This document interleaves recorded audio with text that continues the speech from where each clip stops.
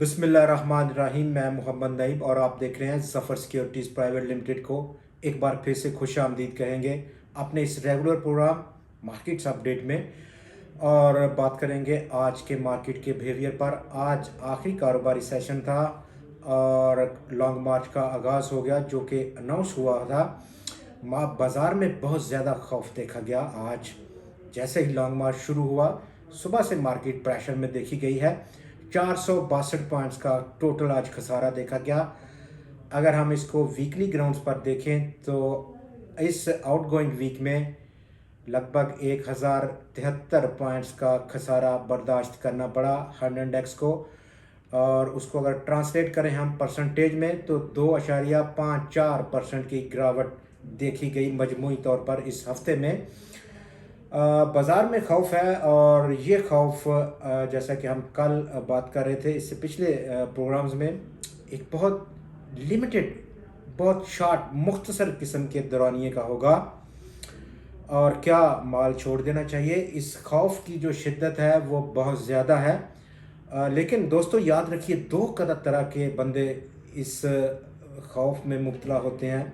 इस तरह की जब पैनिक आती है मार्केट्स में, नंबर वन वो आदमी जिसने लेवरेज पे माल उठाया हुआ है, और दूसरे नंबर पर वो आदमी जो फुली इन्वेस्टेड है। वो बहुत ज़्यादा पैनिक में आते हैं क्योंकि अनसर्टिनिटी की जो इंटेंसिटी है वो बहुत ज़्यादा महसूस की जाती है। उस इंटेंसिटी की जिसका खौफ है, और ख़ास तौर पर लॉन्ग मार्च का। हमारी जो तवक्कुआत हैं लॉन्ग मार्च के नतीजे में पैदा होने वाले हालात की मार्केट में, उसमें क्या रिएक्शन देखा जाएगा, तो हमारी दोबारा से ये एक शॉर्ट टर्म बहुत मुख्तसर किस्म का दौरानिया होगा। इससे पहले अगर 2014 का लॉन्ग मार्च था, मार्केट्स 2700 पॉइंट्स का डिक्लाइन किया था, लेकिन उसके बाद एक ज़बरदस्त रैली हमने देखी थी जो कि विद इन 3 ईयर्स हंड इंडेक्स को 53,000 पॉइंट पर ले गई थी। अब की बार भी ये जो पैनिक है बहुत शॉर्ट लिव्ड है। यहाँ पर क्या स्ट्रैटेजी होनी चाहिए?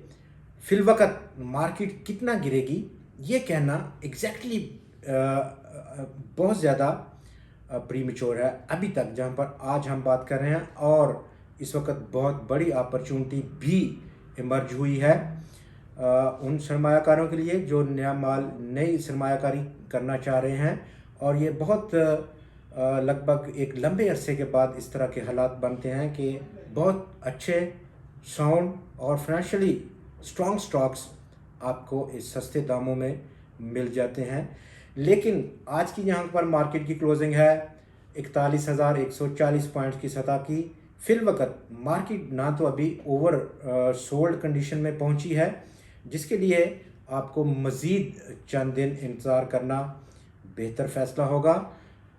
जैसे ही मार्केट ओवर सोल्ड कंडीशन में पहुँचे और उसके बाद जो इंटेंसिटी है, जो पीरियड है, जो एज है इस पैनिक की, वो भी काफ़ी हद तक रिड्यूस, कम होना शुरू हो जाएगी। तो उस पर हम ज़रूर वहाँ पर इंडिकेट करेंगे कि अब ख़रीदारी करने का बिल्कुल सही टाइम है, कौन से स्टॉक्स बेहतर रहेंगे। और उस दौरान अभी चूँकि ये टाइम नहीं आया, तो लिहाजा इंतज़ार करना उस वक़्त का इंतहाई फ़ायदेमंद रह सकता है। चूँकि मार्केट में जो प्रॉफिट या लॉस है वो सिर्फ़ और सिर्फ दो फैसलों पर होता है।